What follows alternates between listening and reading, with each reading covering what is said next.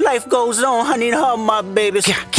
Woke up looking for the broccoli. Hot key, keep a horn. Right now, everyone's talking about Not Like Us. It's more than a diss track. It's a national chant. From teenagers in hoodies to grandmas doing TikToks, black, white, Latino, Asian, and even Native American.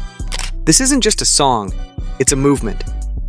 But what if we told you this viral wildfire may have been deliberately set? Not just for a beat war, but to launch a company worth $200 million in under 60 days. Compton, May 2024. Kendrick Lamar, Pulitzer Prize winner, Compton's son, global icon, stages an unannounced concert. No lineup, no promo, just a 7-word tweet. Within minutes, crowds swarm Rosecrans and Central like a pilgrimage. Thousands spill into the streets as a stage rises from nowhere. The moment felt like history. Children on shoulders, OGs on rooftops. Each verse hits harder than the last. Anger, pride, purpose, all channeled through Not Like Us. But buried inside this cultural earthquake were clues. Between tracks, giant LED screens pulsed with one clean word, pglang. Some thought it was merch. Others, a new album. Few realized it was something far more calculated. A tech launch hiding in a block party. So what is pglang? It looks like a productivity tool, but it feels like something else. Somewhere between a calendar and a community.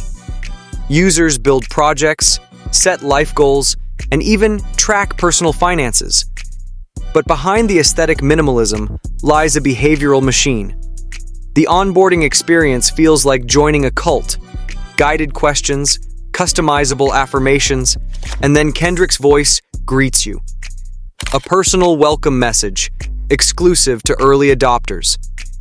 Plan with intention, it says. According to internal docs filed with the SEC, Kendrick isn't a brand partner. He's a majority shareholder, a silent force behind the scenes. The artist becomes the architect. And suddenly, fans aren't just followers, they're users. This wasn't just a launch, it was a psychological rollout. Sources close to the project describe it as a year-long strategy involving viral engineers, music theorists, and cultural analysts. Even behavioral economists were reportedly brought in. Insiders say the Drake beef wasn't random. It was data-backed. Predictive models showed that a high-stakes lyrical feud could create digital tribalism. Loyalty, engagement, momentum. The perfect storm. And at the apex, Kendrick drops the QR code. 1 second it's art, the next, onboarding funnel. In 36 hours, the app had 140,000 users. 2 weeks in, over 1.8 million, all organic, all intentional. It wasn't music marketing. It was cultural engineering. With numbers like that, the sharks came swimming. Top-tier firms started circling. But Kendrick didn't bite in the traditional way. He didn't sell out. He sold them in. Instead of asking for capital, he offered early equity in exchange for guaranteed distribution channels. Think podcast plugs, streamer shoutouts, affiliate links buried in viral content. It was marketing, funded by VCs. pglang's Series A round was led by the A16Z Cultural Leadership Fund. Behind it, names like Creative Artists Agency, TDE, and tech alumni from Snap, Discord, and ByteDance. With each partner, the user base grew, until pglang sat at number 3 on the App Store, just behind Instagram. Kendrick had built a $200 million platform with a diss track and a free concert. But the higher the rise, the louder the backlash. A growing number of critics say Kendrick turned protest into product, empowerment into enrollment, dissent into downloads. Whistleblowers claim that even some of the song's lyrics were run through sentiment analyzers, testing audience triggers for optimal engagement. Others allege that lyrics targeting Drake were timed to coincide with quarterly investor calls. One internal deck leaked on Reddit claimed, "Virality is culture. Control the meme. Control the metric." Another warned, "Don't break character. The audience is always watching." So now we ask, where's the line? If a protest chant becomes a login screen, are we still listening to music? Or just the sound of someone building an empire? What Kendrick did is already rippling through the industry. Artists are no longer just dropping albums. They're launching ecosystems. Fan bases are turning into beta testers. Merch drops become data harvests. J. Cole is rumored to be beta testing a journaling app with blockchain features. Tyler, the creator, has been spotted at pitch events in Venice Beach.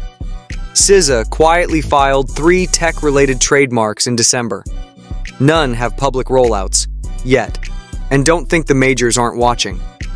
One exec at UMG allegedly said, "We've entered the SaaS era of rap. It's not just about sound anymore, it's about subscriptions." This is a revolution in disguise. But where it leads, no one's certain, least of all the fans. Official records show pglang was incorporated under a Delaware LLC, Blackstacks Labs. Its executive roster is sealed. Its digital footprint, almost non-existent. But one digital sleuth traced metadata from early builds of the app back to a San Francisco IP address tied to a decommissioned military-grade behavioral analytics firm, Echo 5 Labs. Who is Langston H81? Is it Kendrick? A ghost developer? A front? What we know is this. 4 other app prototypes were listed in Echo 5's old API logs, all culture-based, all unlaunched. If this was the first, what's coming next? Was pglang a movement born from creativity? Or a psyop coded in Compton culture? One thing's for sure. We're already inside. The app is open, the data is live, and the next drop might not be a song.